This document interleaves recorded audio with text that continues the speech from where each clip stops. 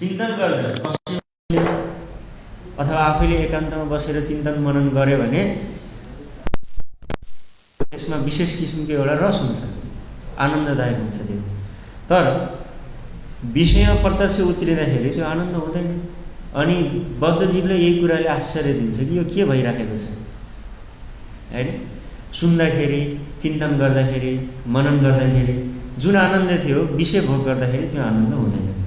अनि यही कुराले गर्दाखेरि बद्धजीवलाई झन् धेरै तनाव दिने काम गर्छ, फ्रस्ट्रेट बनाउँछ भनिन्छ नि, त्यस्तो हुन्छ। त्यसैले हाम्रो यहाँ शास्त्रमा के भनिएको छ भन्दाखेरि कपिलदेवले तेस्रो स्कन्धमा भन्नुहुन्छ स्त्री सङ्ग गर्नुभन्दा स्त्री सङ्गीहरूको सङ्ग धेरै खतरनाक छ भन्नुहुन्छ हैन। सङ्गम न कुर्यात् सोचेषु योषित क्रीडा मृगेषु छ न तथास्य भवेन्मोहो बन्धाश्च अन्य प्रसङ्गत योषित सङ्गात यथा पुंसो तथा तत्सङ्गी सङ्गत। तत्सङ्गी सङ्गत स्त्री सङ्गीहरूको सङ्गले बढी बन्धन गर्छ जीवनमा। किन त्यस्तो भन्दा उनीहरूले हामीहरूलाई चिन्तन बनाइदिन्छ, उनीहरूको सङ्ग गर्नाले चिन्तन बनाइदिन्छ होइन। त्यस्तो अनुभव छ नि, अनुभव छ नि त्यस्तो। सँग हामीहरूको चिन्तन शैली बढाइदिन्छ उनीहरूले। अनि त्यो चिन्तन जब बढाइदिन्छ व्यक्तिहरूले एकान्तमा गएर अथवा कुनै ठाउँमा गएर जब चिन्तन गर्छ नि, चिन्तन गर्दाखेरि लाग्छ कि ओहो त्यसमा बडो आनन्द छ, बडो सुख छ भन्ने किसिमको एउटा भावना बन्ने गर्छ।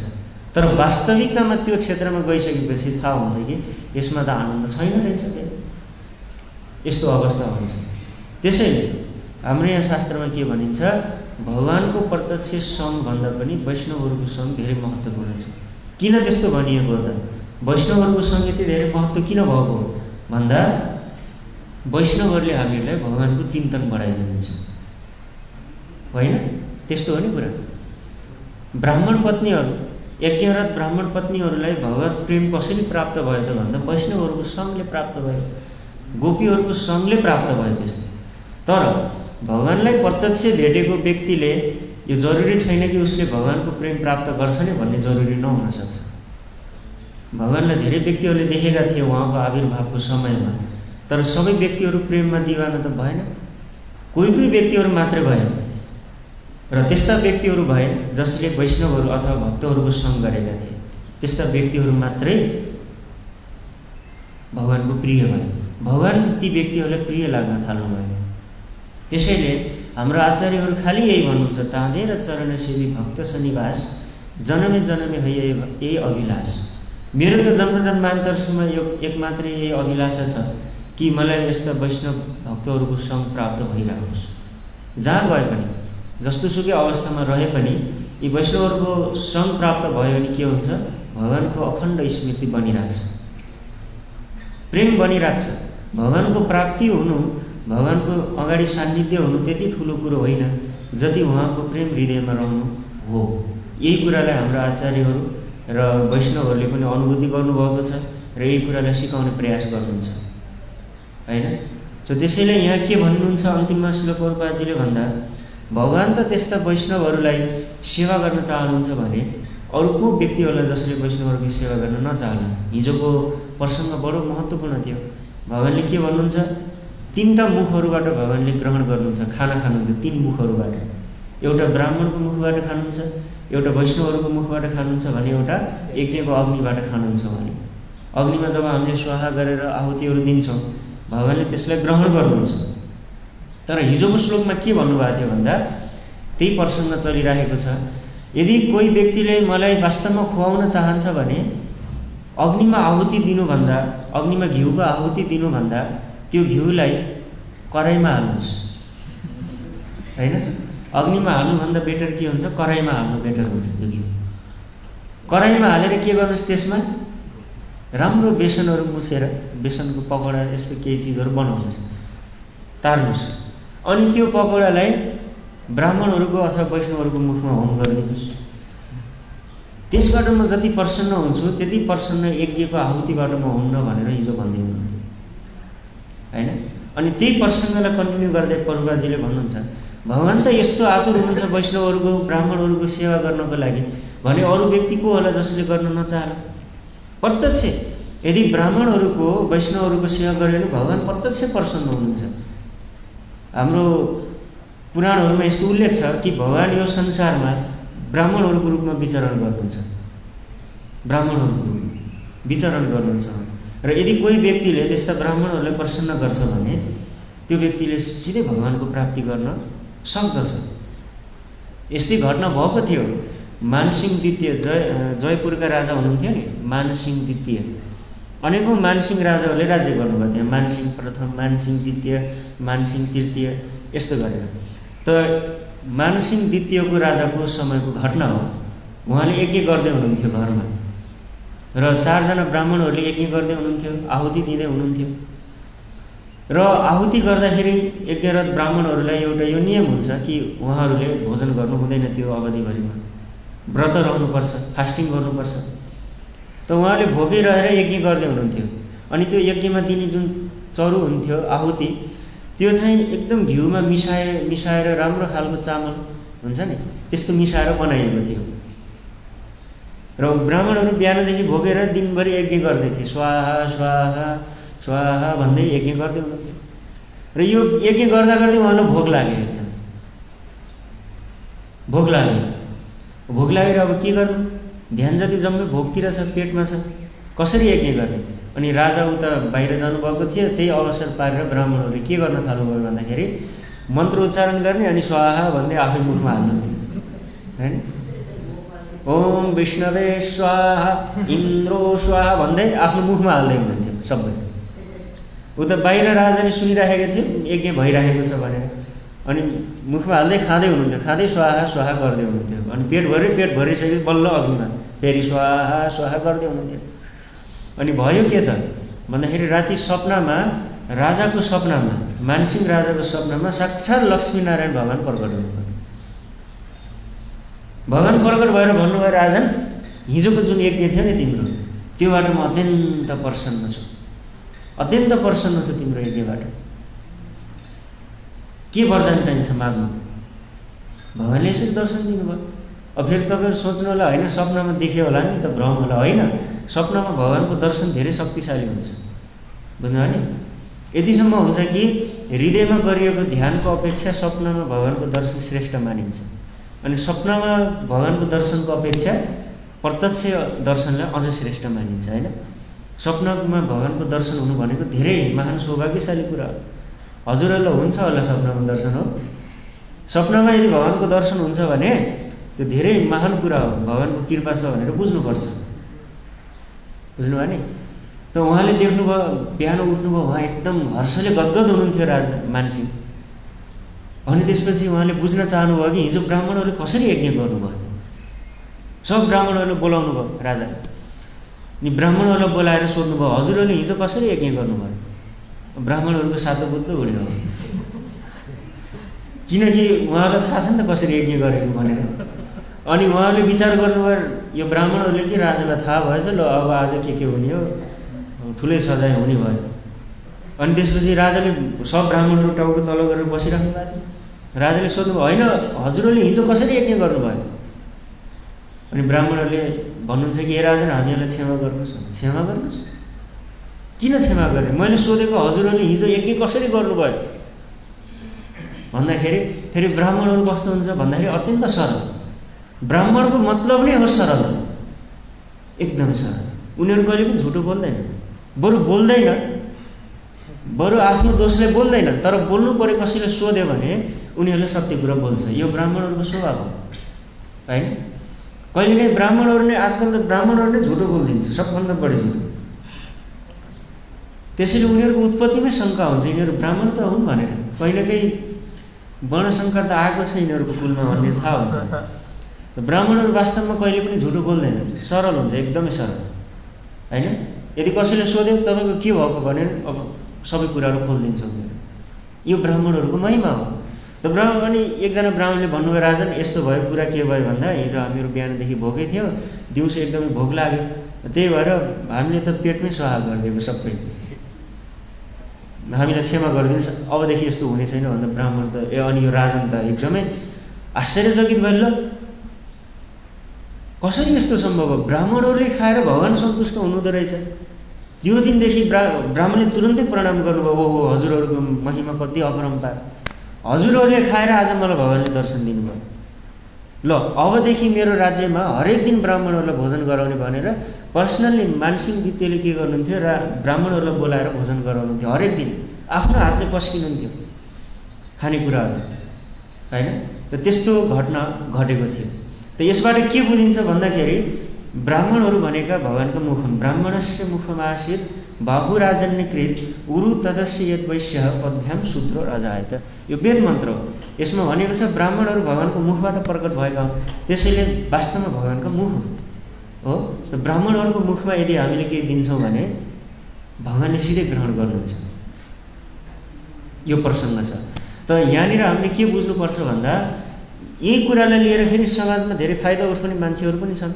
ब्राह्मणको मतलब के हो त त्यो पनि बुझ्नुपर्छ, होइन? ब्राह्मण भनेको बाहुनलाई ब्राह्मण भनेको होइन, बुझ्छ? यहाँनिर बाहुन र ब्राह्मण अलग चिज हो, बुझ्नुभयो नि? अहिले बाहुनहरू धेरै हुनसक्छ तर ब्राह्मणहरू चाहिँ नहुनु पनि सक्छ। त ब्राह्मण भनेको के हो? जसको षट्कर्म छ, षट्कर्म निपुण विप्रह भनेको छ। त्यसैले 6वटा कर्म जसको जीवनमा छ त्यो व्यक्तिहरूलाई ब्राह्मण भनिन्छ, बुझ्नुभयो नि? त महर्षि पराशरजीले यस षट्कर्मको बारेमा विस्तृत चर्चा गर्नुभएको छ। अहिले हामीले यहाँ सबै चर्चा गर्न सक्दैनौँ। 6वटा कर्महरू के हुन् ब्राह्मणहरूका? सन्ध्या स्नानं जपो होमम देवतानां च पूजनम आतिथ्यम वैश्यदेवं च षट्कर्माणि दिने दिने। पराशर स्मृतिको वाक्य हो। पराशरजीले भन्नुहुन्छ 6वटा कर्महरू ब्राह्मणका के हुन् भन्दा सन्ध्या स्नानम भनेको 3 सन्ध्यामा स्नान गर्ने, बिहान दिउँसो बेलुका 3 टाइम स्नान गर्नुपर्छ, होइन? यस्तो होइन कि महिनामा एकचोटि नुहाउने, साबुन लाएर लाइफबाई साबुन लाएर नुहाउने, त्यस्तो भन्नु खोजे होइन। 3 टाइम स्नान गर्ने व्यक्ति। सन्ध्या स्नानम जपो, जप गर्ने, मन्त्र जप गर्नु पऱ्यो नि, हरे कृष्ण महामन्त्र अथवा गायत्री मन्त्रहरूको जप हुनु पऱ्यो उसको, यो हुनुपर्छ। सन्ध्या स्नानम जपो होम, होम गर्नुपर्छ, अग्नि प्रज्वलित गरेर हरेक दिन घरमा होम पनि गर्नुपर्छ उसले। अनि देवतानां च पूजनम, देवताहरूको पूजा गर्नुपर्छ, पितृहरूको पूजा गर्नुपर्छ उसले। अनि आतिथ्यम, अतिथिहरूलाई हरेक दिन उसले घरमा बोलाएर भोजन गराएको हुनुपर्छ। अतिथिहरूलाई स्वीकार गर्नुपर्छ घरमा हरेक दिन, कुनै न कुनै अतिथिलाई भोजन गराउनुपर्छ। अनि वैश्यदेवं च, बलि वैश्यदेव यज्ञ गर्नुपर्छ।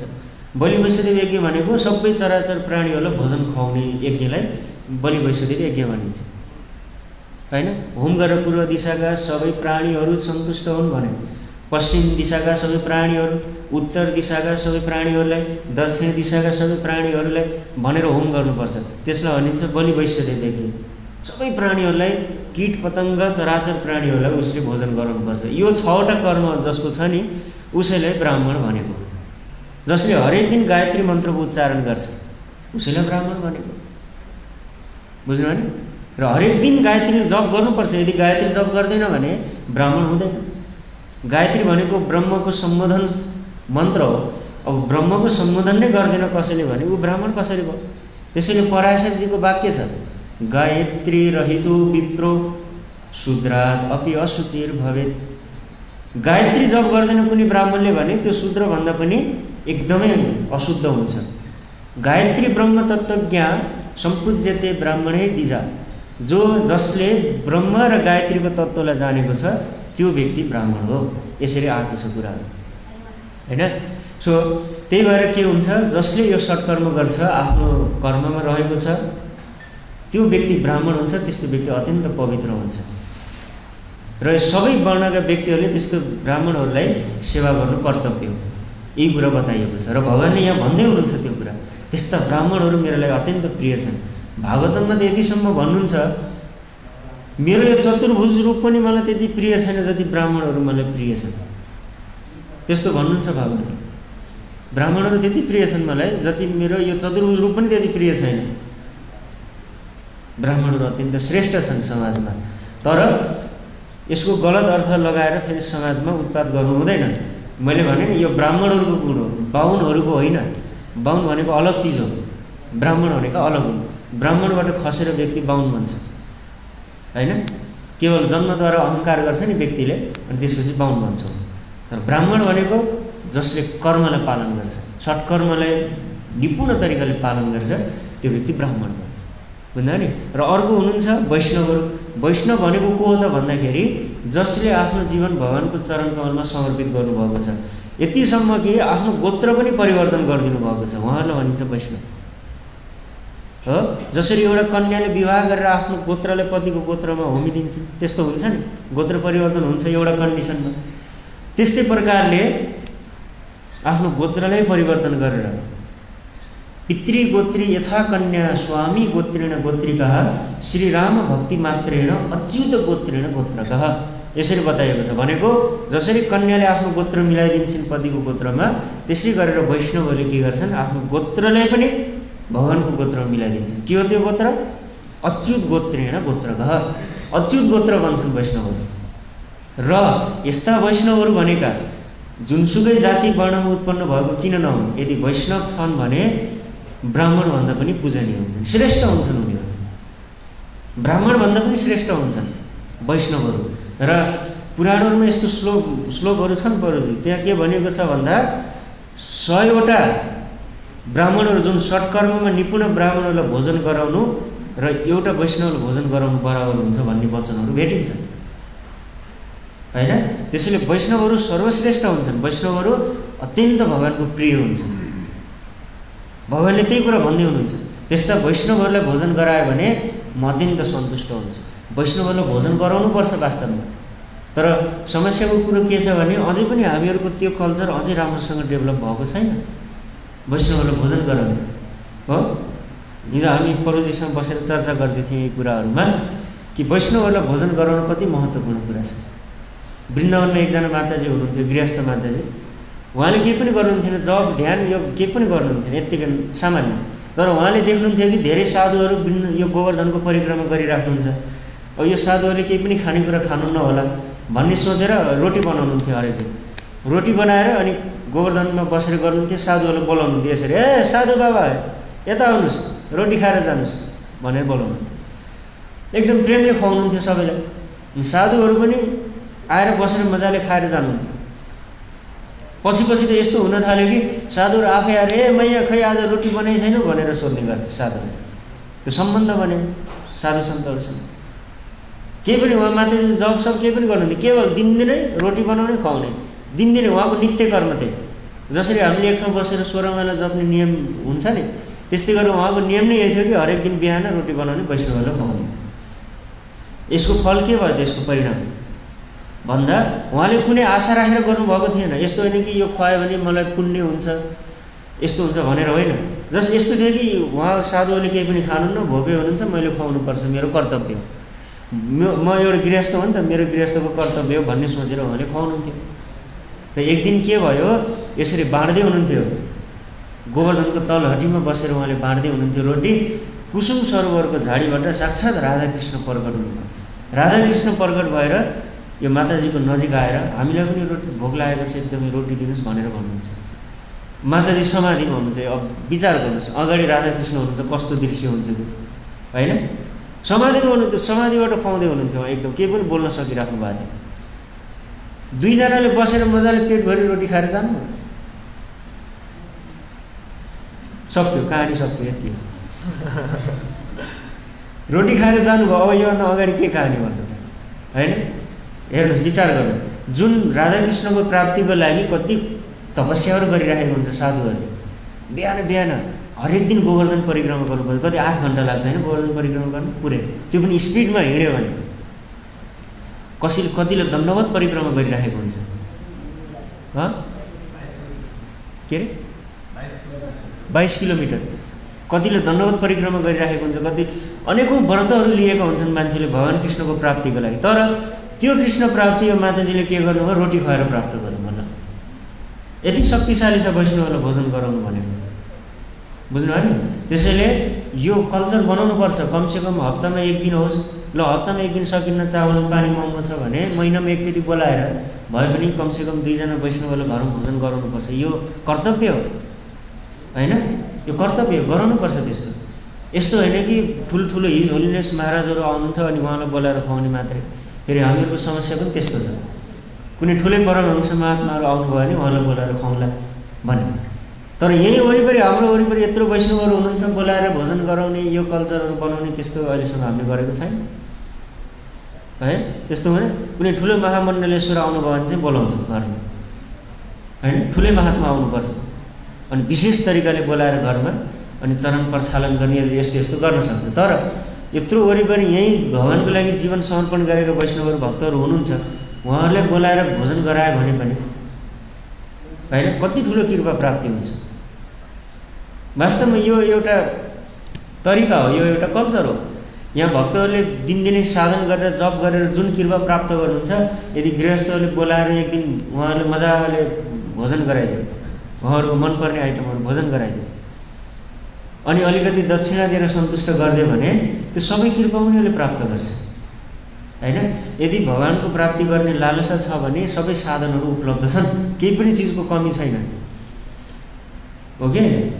तर समस्या के छ?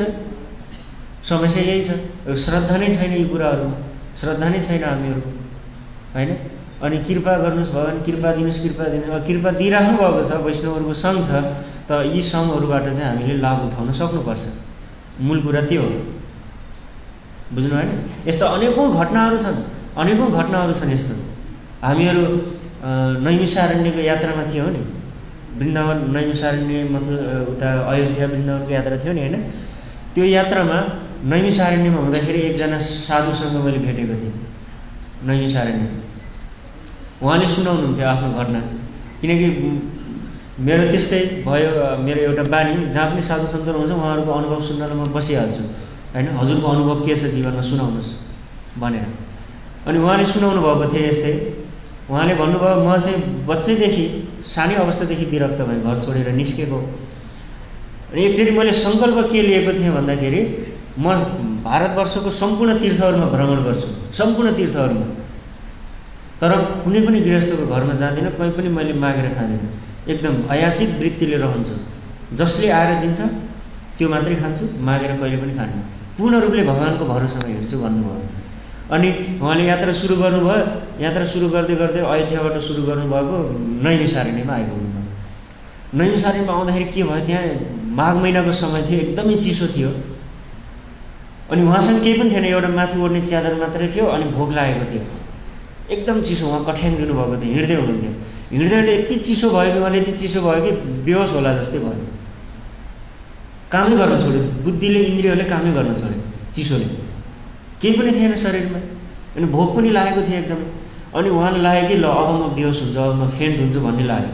अनि एउटा वृक्षमा आडेस लिन्छु भनेको कताबाट एउटा हात आउँछ र उहाँलाई तानेर भित्र लिएर जान्छ, एउटा हात आउँछ उहाँलाई तानेर भित्र लिएर जान्छ। अनि उहाँ बेहोस हुनुभयो वास्तवमा त्यसपछि। अनि कति बेरपछि होस खुल्यो उहाँलाई थाहा पनि छैन थियो। बिस्तारै आँखा खोल्नुहुन्छ, आँखा खोल्दै गर्दा एउटा गृहस्थको घरभित्र हुनुहुन्थ्यो। अनि त्यहाँ के भइरहेको थियो भन्दा अगाडि आगो बलिरहेको थियो अनि त्यो घरको गृहिणीले आगो यसरी हात सेक्दै उहाँको खुट्टामा सेकिराख्नु भएको थियो होइन, चिसो हटाउनको लागि। अनि उहाँको पतिले चाहिँ उहाँको शरीरमा तेल मालिस गरिराख्नु भएको थियो, तेल तताएर तातो तेल मालिस गर्दै हुनुहुन्थ्यो। अनि यो देखेर त उहाँहरू त आश्चर्य हुनुभयो, ल म कहाँबाट यहाँ, मेरो त यो व्रत थियो कि म कुनै पनि गृहस्थको घरमा जान्न भने, मेरो व्रत भङ्ग भयो भने उहाँलाई दुःख पनि लागिरहेको थियो। अनि साथसाथै उनीहरूले गरेको सेवा देखेर अत्यन्त सन्तुष्टि पनि भइरहेको थियो, तातो हटिरहेको थियो, शरीरमा एकदम गर्मी आइरहेको थियो उहाँको। अनि त्यसपछि उहाँले आँखा खोलेर केही बोल्दै हुनुहुन्थ्यो अनि त्यो गृहस्थले भन्नुहुन्छ कि महाराज होइन होइन हजुर रेस्ट गर्नुहोस्, हजुरको लागि म केही भोजन पकाएर लिएर आउँछु भन्नु। अनि माताजी भित्र जानुहुन्छ, गएर मिठो खिर पकाएर लिएर आउनुहुन्छ, तातो तातो खिर, एकदम मिठो खिर पकाएर लिएर आउनुहुन्छ अनि उहाँलाई खुवाउनुहुन्छ आफ्नो हातले। माताजीले त्यो विरक्त साधुले आफ्नो हातले चम्चाले खिर खुवाउँदैन, उहाँ पनि खाइरहनु, के भइरहेछ थाहा छैन, भगवानको लीला विचित्र, खाइराख्नु भएको थियो। अनि खाइसकेपछि जब शरीरमा तागत आयो, शरीरमा गर्मी पनि भयो, अनि उहाँ जुरुको उठ्नुमा भन्नुभयो कि होइन अब म जानुपर्छ, हजुरहरूको सेवाको लागि धेरै धन्यवाद, अब म जानुपर्छ, म बस्न सक्दिनँ हजुरहरूको घरमा। अन्त होइन होइन महाराज बस्नु, यस्तो चिसो छ बाहिर नजानुहोस्, यहाँ आगो तापेर बस्नु, साधना गर्नुहोस्, यो हजुरकै घर हो होइन। यदि हामी गृहस्थहरूले हजुर जस्तो महात्माहरूको सेवा गर्न पाएनौँ भने हाम्रो परमार्थमा कल्याण कसरी हुन्छ, हो कि होइन? हाम्रो त हुँदैन त्यस्तो। त हजुरहरू कृपा गरेर आउनुपर्छ घरमा र हजुर जस्तो महात्माको सेवा गर्न पाउनु भनेको जीवनको परम सौभाग्य भन्दा उहाँले होइन म बस्न सक्दिनँ, म जानुपर्छ, मेरो नियम भङ्ग हुन्छ भन्दाखेरि अनि उहाँले एउटा कम्मल दिनुभयो, ठिक छ महाराज हामीहरूलाई आशीर्वाद दिनु होला। के आशीर्वाद दिने तपाईँलाई भन्दाखेरि त्यो दुवैजना दम्पतिको आँखाबाट आँसु बग्न थाल्यो, आँखाबाट आँसु बग्न थाल्यो। उहाँले भन्नुहुन्छ कि हामीलाई यही आशीर्वाद दिनुहोस् कि भगवान् श्रीकृष्णमा हाम्रो अविचल प्रीति रहोस्, थोरै भए पनि भजन साधन बनोस्, हाम्रो यही आशीर्वाद दिनुहोस् होइन। किनकि जीवनको सुख दुःख आफ्नो गतिबाट आउँछ, जीवनमा चाहिएको हामीलाई यति एउटा चिज हो, थोरै भए पनि के भजन बनोस्, हामीबाट आशीर्वाद दिनुहोस्। अनि महाराजले के नबोलिकन हुन्छ भने त्यहाँ निस्किनु। अनि उहाँले भन्दै हुनुहुन्थ्यो यो घटना धेरै पुरानो, लगभग 30 वर्ष पुरानो घटना हो यो, तर आज पनि मेरो मनमा त्यो दम्पतिहरूले गरेको सेवा याद आउँछ र मेरो हृदयबाट अटोमेटिक प्रार्थना जान्छ भगवान्सँग। जहाँ गए पनि म अहिले पनि तीर्थहरूमा घुम्छु, जहाँ गए पनि म त्यो दम्पतिहरूलाई प्रार्थना गरिदिन्छु र भगवान्लाई भन्छु हे भगवान् यो दम्पतिहरूलाई यही जीवनमा प्राप्त हुनुहोस्, तपाईँ भलै मलाई प्राप्त नहुनुहोस् होइन, भलै म योग्य छैन होला, तर त्यो दम्पतिहरूलाई यही जीवनमा प्राप्त हुनुहोस्, यही जीवनमा प्राप्त हुनुहोस्। मैले कहिले पनि कसर राख्दिनँ उनीहरूलाई प्रार्थना गरिदिनको लागि भन्नुहुन्थ्यो होइन। र यो घटना सुनेपछि मलाई अद्भुत लाग्यो र मैले उहाँलाई सोधेँ कहाँ कहाँ जानुभयो हजुर भन्दा म सबै तीर्थहरूमा भ्रमण गरेँ, गङ्गाको तटवर्ती क्षेत्रहरूमा, गङ्गोत्रीदेखि गङ्गासागर सबै, र जहाँ पनि गएँ मैले हरेक समय यो दम्पतिहरूलाई प्रार्थना गरिदिन्छु। अहिले अब हजुरहरू भन्नुहोस्, अब त्यो दम्पतिहरूलाई भगवानको प्राप्ति हुनुमा अब केही बाँकी छ त होइन? एउटा विरक्त साधु जसले हरेक समय उहाँको लागि प्रार्थना गरिदिन्छ, के बाँकी छ त? छैन होइन। त्यही भएर यहाँ पूर्वजीले भन्नुहुन्छ भगवान् पनि त्यस्तो वैष्णवहरूको सेवा गर्न आउनुहुन्छ। परित्राणाय साधुनाम, गीतामा भगवान्ले भन्नुहुन्छ साधुहरूको परित्राण गर्नको लागि आउँछु भनेको उनीहरूको सेवा गर्नको लागि म आउँछु भनेपछि त्यस्तो को बुद्धिमान व्यक्ति होला जसले यस्ता वैष्णवहरूको सेवा गर्न नचाहोस् होइन। उनीहरूलाई बोलाएर कमसेकम घरमा चरण प्रक्षालन गरोस्, भोजन गराओस्, कसले नचाहला यस्तो। र एकदम सरलतम मार्ग हो हेर्नुहोस्, हामीहरूको भक्ति साधनामा त्यति पावर छैन वास्तवमा होइन, साधना गर्नै सक्दैन हामी, नाम जपमा पनि क्वालिटी भएन, भगवान्सँग पनि आकर्षण छैन, आसक्ति छैन भने सबैभन्दा एकदम सर्टकट मार्ग, सबैभन्दा एकदम सिधै जाने मार्ग के हो? वैष्णवहरूको सेवा गर्ने, एकदम वैष्णवहरूको सेवा गर्ने, उहाँहरूलाई बोलाएर भोजन गर्ने, उहाँहरूलाई बोलाएर प्रसन्न बनाउने प्रयास गर्ने। यो गर्यो भने एकदमै शीघ्रताले भगवानको प्राप्ति हुन्छ, भन्दा एकदमै शीघ्रताले भगवानको प्राप्ति हुन्छ। यही कुरा यहाँ बताउन खोज्दै हुनुहुन्छ। भगवान्ले भन्दै हुनुहुन्छ कि मेरा भक्तहरूलाई सन्तुष्ट गर्नु, भक्तहरूलाई सन्तुष्ट गर्नु। यदि भगवान्लाई सिधै घरमा बोलाउनुहुन्छ भने उहाँ आउँदै आउनुहुन्न, एकदमै चञ्चल हुनुहुन्छ, उहाँ आउँदै आउनुहुन्न। तर भक्तहरूलाई बोलाउनु भयो घरमा भने उनीहरूको पछि लाएर उहाँ पनि आउनुहुन्छ घरमा, हुन्छ नि।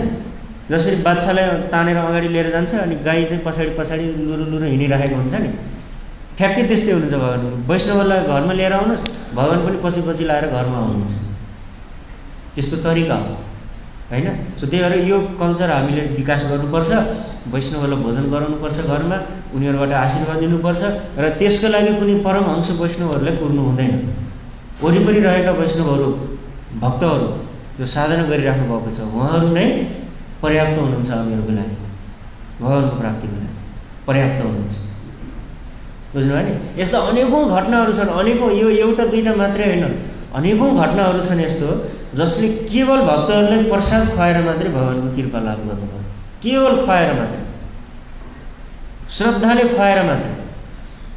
अनि यही घटनाहरूको कारणले गर्दा वृन्दावनमा अहिले साधु सेवाको लागि भनेर अनेकौँ यस्ता रेस्टुरेन्टहरू, होटलहरू खोलिदिएको छ जसमा फ्रीमा साधु सन्तहरूलाई चाहिँ भोजन गराइन्छ। त्यसमा यी घटनाहरूको कारणले गर्दा सामान्य घटनाहरू एकदम केही पनि छैन। जुन भगवान् कृष्णलाई पन्थास्तु कोटि शतवत्सर सम्प्रगम्य, लाखौँ करोडौँ वर्षसम्म ध्यान गरेर पनि योगीहरूले भगवानको खुट्टाको नङ पनि देख्न पाउँदैन, नङ पनि देख्न पाउँदैन, उहाँलाई पाउने त पुरै छोड्यो। त्यस्तो भगवान्लाई चाहिँ केवल वैष्णवलाई रोटी खुवाएर उनीहरूले प्राप्त गर्दैन है। भनेपछि कति महत्त्वपूर्ण कुरा छ यो, यसलाई हामीले चिन्तन मनन गर्नुपर्छ र यही अनुसार कार्य पनि गर्नुपर्छ होइन। र हेर्नुहोस् घरमा वैष्णवहरूको सेवा गर्नुहोस्, त्यसपछि हेर्नुहोस् घरमा कस्तो किसिमको भगवान्ले लीला गर्नुहुन्छ घरमा, ठिक छ। यही कुरा चाहिँ यहाँ आज बताउन खोजिएको छ। र अर्को परुवाजीले त्रिपाद विभूति एकपाद विभूतिको कुरा गर्नुभएको थियो, त्यसको चर्चा आज भइएन, फेरि अर्को कुनै समयमा चर्चा गरौँला। हरे कृष्ण। यति भन्दै आजको भागवतमले विश्राम दिन चाहन्छु। हजुरहरूको केही प्रश्न छ यस विषयमा भने चाहिँ छलफल गर्न सकिन्छ। केही प्रश्न छ हजुरहरूको? हजुर। जस्तै कि वैष्णव भइसकेपछि अब अच्युत के भन्नु के होला,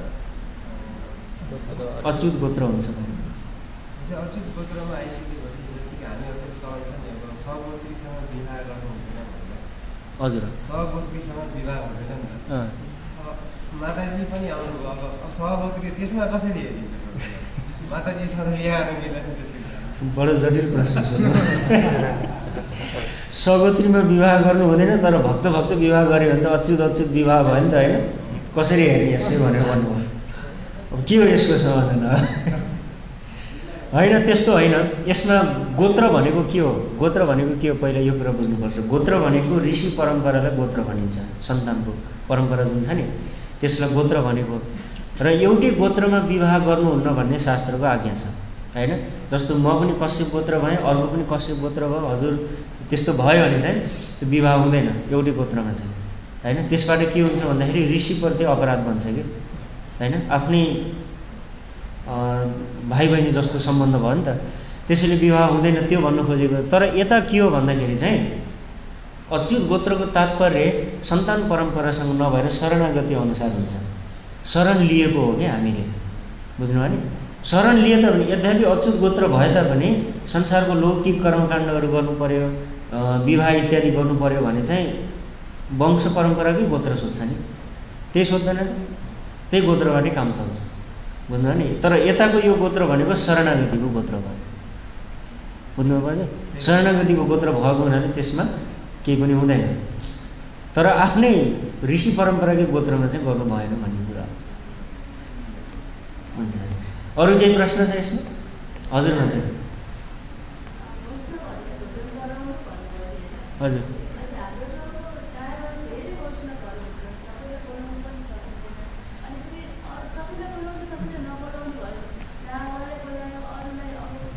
मलाई बोलाएन, होइन?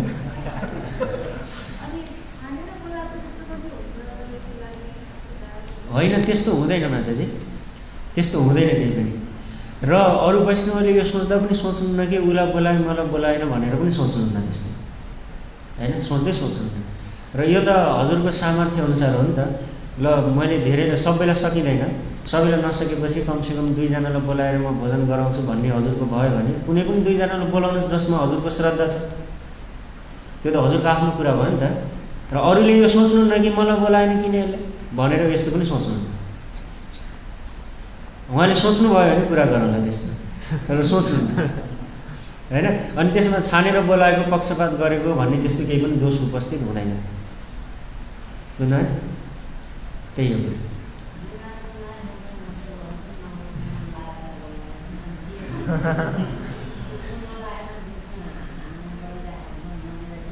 हजुर के भन्नुभयो?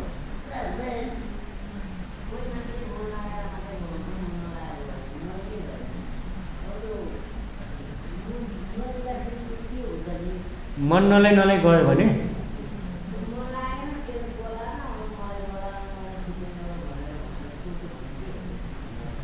सोच्यो भने उसलाई बोलायो मलाई बोलाएन भनेर सोच्यो भने के हुन्छ भन्नुभएको? त्यो सोच्दै सोच्दैन क्या त्यस्तो। अब उसले सोच्यो भनेर कसरी थाहा हुन्छ त? थाहै हुँदैन हामीलाई, होइन? कि त भन्यो भने थाहा हुने, भन्यो भने ठिक छ ल त्यसो हजुर पनि आउनुहोस् न त भनेर बोलाउनु, होइन? आएर तपाईँले यदि यस्तो भन्यो कि उहाँलाई बोलाउनु मलाई बोलाउनु होइन भन्यो भने ल हजुर पनि आउनुहोस् त्यसो भए भनेर बोलाइदिने, के भयो त? जबसम्म उसले भन्दैन मनमा त अब कोही के सोच्छ नि त, सबैको सोचाइको कहाँ हामीले जिम्मा लिन सकिन्छ, होइन? सो त्यही हो। त्यही भएर यो विषयमा यही सिलसिलामा जस्तै कि अब मैले घरमा बोलाएर वैष्णवहरूलाई भोजन गराउँदाखेरिको त्यो फल राम्रो हुन्छ कि जस्तै मैले मन्दिरमा आएर पनि त वैष्णवहरूलाई भोजन गराउन सक्छु, त्यो बेटर हो कि त्यो बेटर? घरमा बोलाएको बेटर। घरमा बोलाएको त हजारौँ करोडौँ गुणा बढी बेटर, होइन? यो पनि गर्न सक्नुहुन्छ, हजुरले पैसा पठाइदिएर ल ल मेरो तर्फबाट भोजन है त्यहाँ ल वैष्णवले भने यो पनि हुन्छ एउटा। तर हजुरले घरमा बोलाएर आफूले पस्किएर आसनमा राखेर सोच वैष्णवहरू छिर्नु भनेको घरमा कति ठुलो महान कुरा हो। पहिलो त्यसै ठुलो कुरा भयो। अनि उनीहरूलाई आसन दिएर घरमा राख्नु त्यसै महान कुरो भयो। त्यहाँ आइसकेपछि भक्तहरूले कीर्तन गर्छ उनीहरू, कति ठुलो कुरा भयो। कथा गर्छ उनीहरू, कति ठुलो कुरा भयो। उनीहरूले त्यहाँ हात खुट्टाहरू धुन्छ, त्यो कति महान कुरा भयो। घरमा बोलाउनु त कति ठुलो कुरा भयो होइन। त्यसैले घरमा बोलाएको झन् धेरै राम्रो हो। यसको लागि कार्तिक महिना पुर्नु पर्दैन होइन। कार्तिक महिना आउँछ, दामोदर महिना, अनि घरमा हाउस प्रोग्राम गर्नु सक्नुहोस्। अथवा कोही ठुलो महामण्डलेश्वर महाराजहरू आउनुहुन्छ अनि त्यसपछि उहाँलाई बोलाउनु कुर्नु पर्दैन त्यस्तो होइन।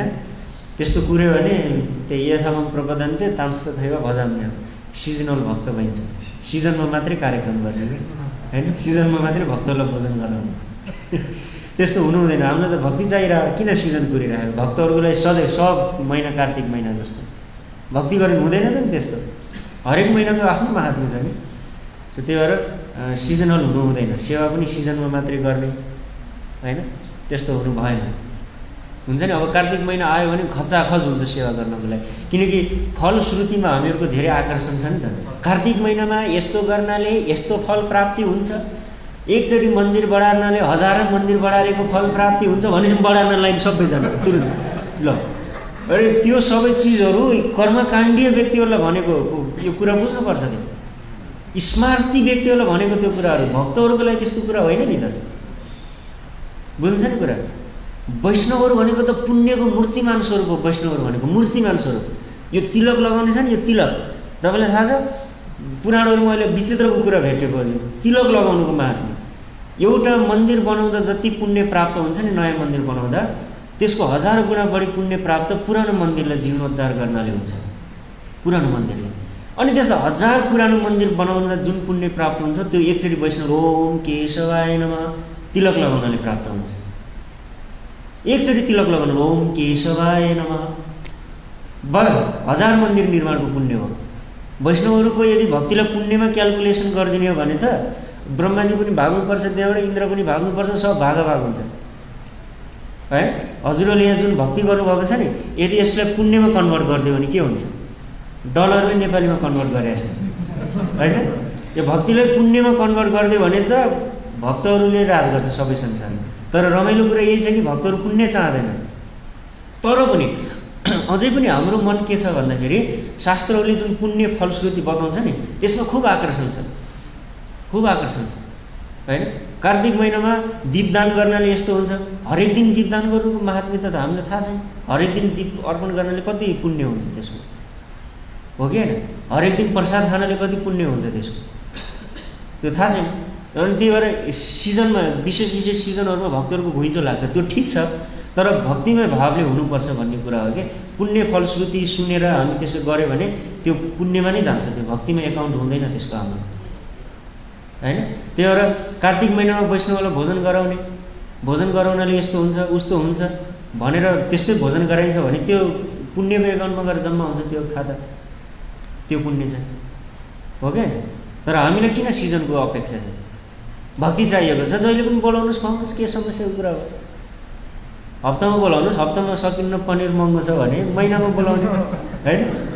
अब पनिर अलिकति महँगो पनि छ होइन, महिनामा बोलाए, महिनामा पनि सकिन्न, स्यालेरी आउँदैन भने 2 महिनामा बोलाएर खुवाए। तर नियम हेर्नुहोस्, एउटा नियम हो क्या एउटा। तपाईँले के भन्ने क्या, एउटा नियम, केवल सानो नियम स्वीकार गर्नाले मान्छे परम सिद्धि प्राप्त गरेको छ। एकजना गृहस्थको यस्तो नियम थियो कि बिहान उठेर स्नान गरेर जगन्नाथजीको निर्माल्य लिने भनेको त्यो सुकेको राइस प्रसाद हुन्छ नि जगन्नाथपुरीको, त्यो लिने, त्यो नलिएसम्म अरू केही पनि कृत्य नगर्ने, यो नियम। अनि उहाँले यसलाई एकदम मतलब प्राणपर्यन्त उहाँले हृदयमा राख्नुभएको थियो। भले मेरो प्राण जानेछ तर मैले यो नियमलाई तोड्ने छैन, उहाँको यस्तो नियम थियो। हरेक दिन जगन्नाथजीको निर्माल्य लिने थियो, 2 कण मात्रै, 2 कण बिहान हो लियो। अनि जब उहाँले सुनाउनुहुन्थ्यो, जब यस्तो परिस्थिति पर्थ्यो कि मसँग निर्माल्य पनि हुन्थेन, जगन्नाथजीको प्रसाद पनि हुन्थेन, कहाँबाट प्रसाद आइपुग्थ्यो कि त्यहाँ जगन्नाथपुरीबाट सिधै भगवान्लाई भोग लागेको प्रसाद होइन। यस्तो अनुभूतिहरू दिन सुरु गर्नुहुन्छ भगवान्ले। तर गर्नु पऱ्यो नि त, एउटा नियमलाई समाप्त गर्नु। ल म वैष्णवलाई भोजन गराउँछु हरेक दिन होइन, मतलब हरेक महिना अथवा हरेक हप्ता भने हेर्नुहोस् कस्तो कस्तो लीलाहरू हुन थाल्छ घरमा, होइन?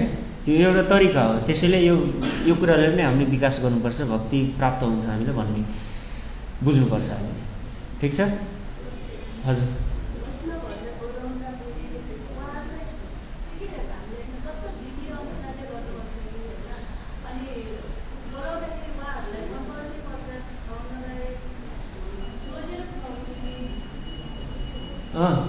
सबभन्दा राम्रो त मधुपर्क विधिबाट स्वागत गर्नुपर्छ भनिन्छ। भनेको वैष्णवलाई बोलाएर मधुपर्क खुवाउने उत्कृष्ट। मधुपर्क भनेको बुझ्नुहुन्छ नि, मह यहाँभित्र भगवानलाई खुवाइन्छ, मह दही अनि त्यसमा मिश्री त्यो मिसाएर मधुपर्क बन्छ, एकदम मिठो। अब त्यो सकिँदैन भने सामान्य पनिर सब्जीको बनाएर अनि त्यसपछि राइस पुलाउ अनि चटनी बनाएर खुवायो भने भक्तहरू प्रसन्न हुन्छ। यो सबैको फेभरेट हुन्छ, होइन? किनकि हामी इस्कनमा सबै भक्तहरूको एउटै स्वभाव हुन्छ क्या प्रायः, होइन? एउटै चिजहरू प्रायः जसो मन परेको देखिन्छ। त्यो उहाँलाई सोध्न सकिन्छ, होइन? माताजी अथवा प्रभुजी हजुरलाई के मनपर्छ, होइन? अनि त्यो मनपर्ने अनुसार बनाएर खुवाइदिनु उनीहरूलाई, त्यही हो, एकदम सजिलो छ।